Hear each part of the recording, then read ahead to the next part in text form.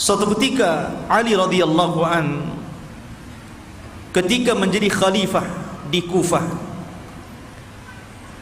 ketika dia berkhutbah, tiba-tiba ada seseorang yang bernama Sa'ad bin Suhan al-Abdi radhiyallahu an bertanya kepada Ali radhiyallahu an. Kata Sa'ad bin Suhan, "Ya Amiral Mu'minin, mata yakhrujad Dajjal?" Wahai Amiral Mu'minin, kira-kira kapan munculnya Dajjal itu? Maka Amirul Mukminin Ali radhiyallahu an beliau mengatakan, "Wahai Sa'sa', engkau bertanya kepadaku sesuatu yang sangat besar, maka akan aku jawab, dan tolong ingat-ingat jawabanku." Maka Ali radhiyallahu an mengatakan, "Idza amatan nasu salawat," apabila manusia sudah mulai meninggalkan salat, "wa adha'ul amanah," apabila manusia sudah melalaikan amanah, "wa kana al-hilmu dha'fa wadh-dhulmu fakhra," dan ketika sifat lemah lembut sudah melemah di hati manusia, kemudian kezaliman semakin menguat dan menjadi sebuah kebanggaan, maka di situ Dajjal akan keluar. Kemudian kata Ali radhiyallahu an, "Wa umara'uhum fajarah, wa wuzara'uhum khawanah, wa a'wanuhum zalamah, wa qurra'uhum fasaqah." Dan ketika para pemimpin yang diangkat adalah pemimpin-pemimpin yang bejat, kemudian para menterinya adalah para pengkhianat-pengkhianat bangsa, dan para pendukungnya adalah orang-orang zalim, dan para ulamanya menjadi ulama-ulama ulama-ulama yang fasik. Maka ketika itu Dajjal akan keluar. Kemudian Ali radhiyallahu melanjutkan, "wa dhahara al-jawru wa fasaz zina wa dhahara ar-riba wa quti'atil arham." Dan ketika kezaliman dan kelaliman menyeruak di tengah-tengah bumi ini, kemudian menyebarnya zina, tampaknya riba, dan orang sudah mulai memutuskan silaturrahim, maka itu juga alamat telah dekatnya munculnya Dajjal. Kemudian kata Ali radhiyallahu an, "wattukhidatil qainat wa syuribatil khumur." Dan ketika manusia sudah mulai memanggil-manggil para penyanyi untuk menyanyi, kemudian khamar diminum secara bebas. Artinya di sini ikhwatu fiddin, maka kalau itu terjadi maka telah dekat kemunculannya.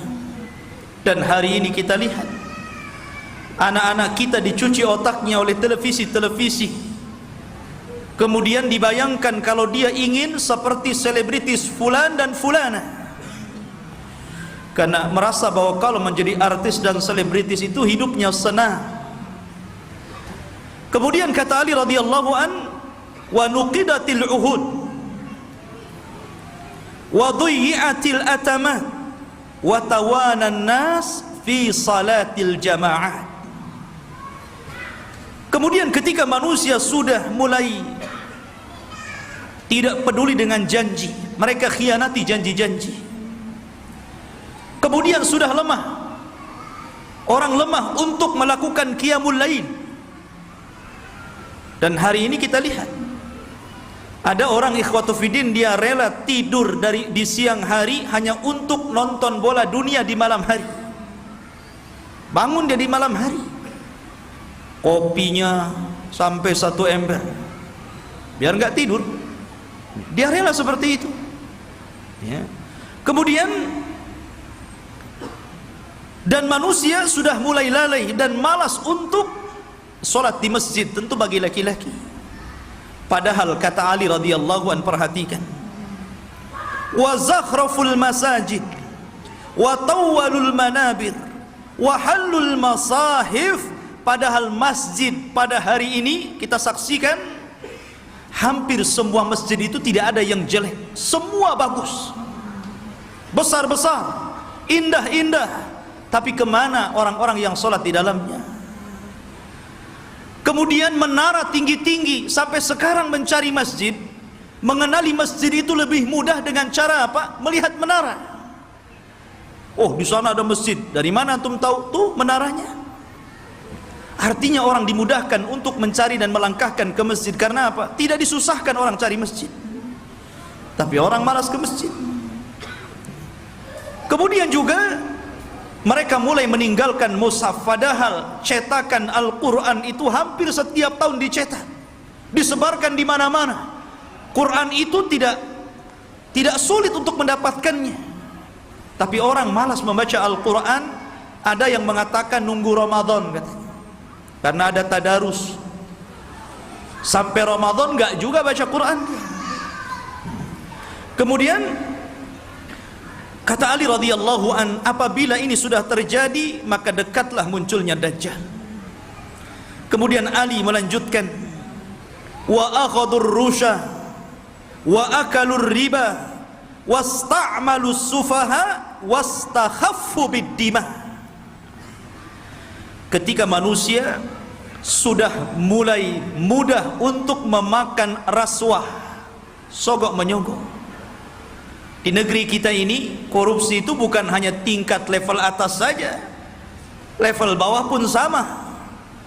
Bahkan antum buat KTP saja kadang-kadang ada pelicinnya ya. Bahasa rasuah itu kan bahasa pelicin katanya.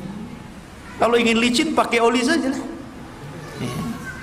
Jadi ikhwatu fiddin yang dimuliakan Allah Azza wa Jalla, dan ini sudah banyak di mana-mana. Hampir semua sektor pekerjaan itu mesti ada rasuah. Padahal Rasul mengatakan ar-rasi wal murtasi finnar, orang yang memberikan sogokan, orang yang memakan sogokan sama-sama di neraka.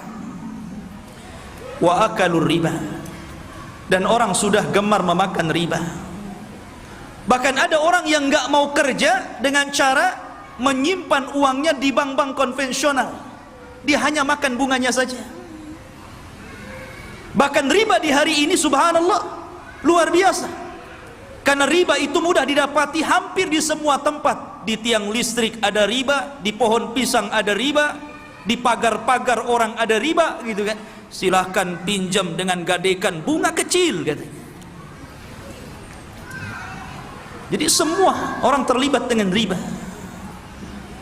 Kemudian ketika manusia sudah mulai menjadikan para pemimpin-pemimpin yang jahil, pemimpin-pemimpin yang bukan bidangnya, dia letakkan di situ. Harusnya ketika Anda mencari pemimpin atau pengurus untuk memimpin sesuatu, cari pemimpin-pemimpin yang layak dan bisa mengurus urusannya. Contoh saja umpamanya, yang paling mudah pesantren ataupun yayasan. Kadang orang-orang mencari pemimpin yang bukan orang-orang ahli agama. Macam mana orang yang bukan ahli agama memimpin pesantren yang notabene di situ diajarkan Al-Quran dan Sunnah? Jadi apa itu pesantren jadinya? Ini okelah pesantren-pesantren. Lah yang lebih dari itu seperti kepala desa, lurah, camat, bupati, sampai kepada presiden. Ketika manusia sudah melalaikan itu, dan mereka juga menganggap remeh persoalan darah. Kalau orang sudah menganggap remeh persoalan darah, ikhwan, maka itu alamat telah dekat keluar Dajjal. Anda bisa saksikan hari ini di medsos, setiap hari kita mendengar ada orang yang membunuh dan ada orang yang dibunuh.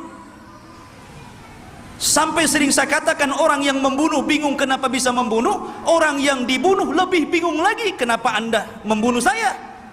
Apa alasan saya Anda bunuh? Makanya bayi-bayi yang dibuang itu kemudian meninggal dalam kardus, meninggal di solokan, meninggal di tong-tong sampah, meninggal di parit-parit, itu di hadapan Allah akan datang ke hadapan Allah dan mengatakan wal mau'udatu su'ilat bi ayyi dzambin qutilat. Atas dosa apa kau bunuh aku? Aku ini salah apa? Aku masih kecil, aku tidak mendolimi siapapun, aku masih fitrah, kenapa aku dibunuh? Kemudian kata Ali radhiyallahu anhu, kalau sudah seperti ini dekatlah munculnya Dajjal. Kemudian kata Ali radhiyallahu anhu, wa ba'ud dina bid dunya, dan ketika manusia sudah mulai menjual agama dengan murahnya urusan dunia. Ada seorang wanita nikah dengan bule, nikah dengan orang-orang yang di luar daripada agama Islam. Dia rela pindah agama, yang penting rekening saya gendut, kendaraan saya mewah, rumah megah, kos-kosan banyak, dan begitu seterusnya. Kemudian kata Ali radhiyallahu anhu, wattajaratil mar'atu ala zawjiha hirsan ala dunya. Diperhatikan ibu-ibu. Dan ketika kaum wanita mudah untuk meminta cerai kepada suaminya hanya urusan dunia. Saya sering ke pengadilan agama dan saya lihat tingkat perceraian itu luar biasa di Batam ini. Dan banyak para wanita yang menggugat cerai suaminya hanya gara-gara faktor dunia. Bukan tidak boleh menggugat cerai, kalau ada alasannya silahkan. Tapi kalau urusan dunia, kemudian itu menjadikan seorang istri kurang ajar kepada suami dan meminta cerai begitu saja, apalagi karena ada orang ketiga yang lebih hebat, lebih wah, lebih banyak hartanya, ini sudah lain urusannya. Kemudian kata Ali radhiyallahu an, wa raqibatin nisa 'alal mayasir. Nabi sallallahu alaihi wasallam, Ali radhiyallahu an meramalkan seperti ini. Tentu beliau mendapatkan informasi dari Nabi. Dan apabila wanita sudah mulai membawa kendaraan sendiri, di zaman Rasul kendaraan pakai kuda, pakai unta, jarang perempuan naik unta kan, paling dibonceng. Makanya di sini Ali tidak mengatakan dan para wanita menaiki al-ibil, unta, tetapi mengatakan al-mayasir, ditujukan kepada kendaraan-kendaraan modern, mobil, motor. Ya kalau mungkin jaraknya bukan jarak safar, hanya keliling-keliling di Batam, ke pasar. Ini terkadang jarak safar, jarak tempuh yang disunahkan untuk mengqashar dan menjamak sholat pun kita dapati ada perempuan berani loh bawa mobil sendiri tuh. Sudah tidak ada mahram, nekat lagi. Ya. Maka ini juga alamat dekatnya munculnya Dajjal.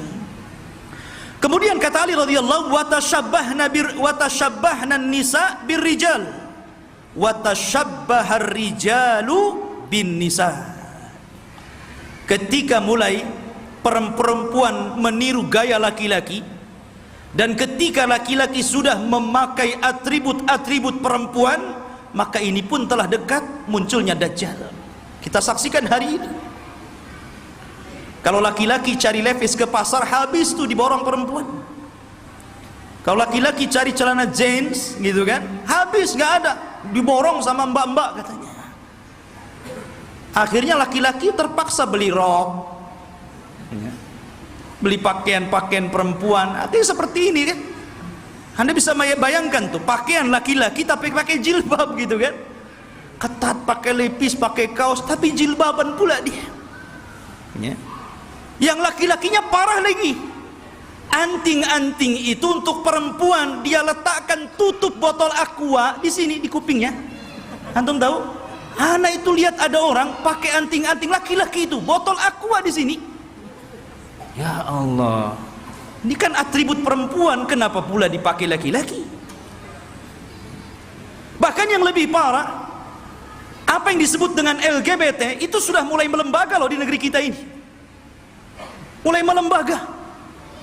Bahkan tahun kebelakang itu saya pernah mendengar informasi sampai mereka membuat fikih LGBT. Anda bisa saksikan tuh, fikih LGBT, bagaimana cara wudunya LGBT, bagaimana cara sholatnya LGBT, bagaimana cara puasa LGBT, dan minta pula kemudian diresmikan supaya majelis ulama itu memberikan mukaddimah. Ini kan sudah gila ini.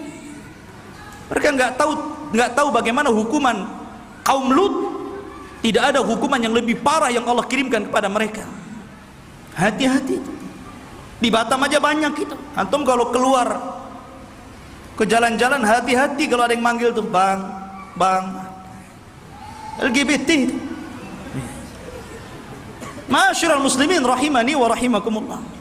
Kemudian wa kana as-salamu bainahum 'ala al-ma'rifah.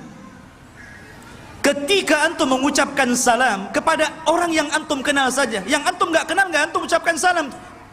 Padahal jelas nih yang pepasan dengan kita ini pakai songkok, pakai pakaian koko gitu kan, rapi. Kita yakin dia muslim. Ya jalan biasa saja. Paling antum itu mengucapkan salam sama yang antum kenal saja. Kalau nampak ada janggutnya, celananya cingkrang, pakai gamis, assalamualaikum. Nah ini sudah tanda-tanda ini. Kemudian kata Ali radhiyallahu an, wa syahida syahidun min ghairi an yustashhad wa halafa min ghairi an yustakhlaf. Ketika manusia sudah mulai berani menjadi saksi padahal dia bukan saksi, bersumpah padahal dia tidak diminta sumpah, anda bisa mendapatkan di pengadilan-pengadilan ini. Ada orang yang saksi itu dijual, dibeli. Kamu jadi saksi bayar sekian, kamu bersumpah saya bayar sekian. Ini banyak sekali yang seperti ini, saksi jualan. Kemudian kata Ali radhiyallahu an, wa labisu juludadh-dha'ni ala qulubid di'ab wa kanat qulubuhum amarrun minas sabri wa alsinatuhum ahla minal asli wa sarairuhum antanu minal jiyaf. Dan ketika manusia-manusia sudah memakaikan bulu-bulu kambing, kulit-kulit kambing pada hati-hati serigala, padahal hati mereka adalah hati yang beracun, yang tidak pernah sabar. Padahal mulut mereka hanya manis di bibir, tapi tidak sebagaimana hatinya. Dan kehidupan pribadi mereka lebih busuk dibandingkan bangkai, kata Rasul. Nabi SAW ingin menyindir siapa? Ali radhiyallahu ingin mengisyaratkan kepada manusia siapa? Orang-orang yang hanya menampakkan kebaikan, padahal di belakangnya orang ini buruk. Bahasa kitanya pencitraan saja, biar orang pengenal saya ini baik, saya ini begini, begini dan begitu seterusnya. Dan zaman sekarang subhanallah, nyalon RT saja itu janjinya banyak. Itu baru RT itu. Nanti gang ini kita aspal, nanti solokan ini kita perbaiki. Habis jadi RT wassalam kan begitu. Kemudian wal tumisal fiqhu li ghairi din wa unkiral ma'ruf wa urifal munkar. Dan ketika manusia memberikan kecerdasan mereka bukan kepada urusan agama, ketika itulah maka manusia akan mengingkari yang ma'ruf dan mereka akan cenderung melakukan mungkar. Kan banyak ikhwan, kita sebagai orang tua tentu kita bisa melihat potensi anak. Anak saya ini cerdas, hafalannya mudah, ya. Harusnya kalau orang tua sudah tahu anak ini ada bakat kecerdasan, arahkan ke agama. Mumpung mereka masih bisa merekam gitu kan.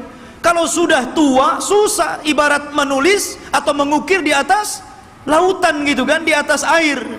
Ya nggak mungkin. Tapi kalau mengukir di atas batu sih masih berbekas. Maka dari sini ketika kecerdasan bukan kepada urusan agama, tapi untuk urusan dunia, maka orang pasti akan mengingkari yang ma'ruf dan akan melakukan kemungkaran. Kata Ali, kalau sudah tersusun beberapa masalah ini, maka pasti kedekatan munculnya Dajjal sudah dekat. Fannajatun najah, hati-hati kalian, selamatkan diri-diri kalian dan selamatkan diri-diri kalian.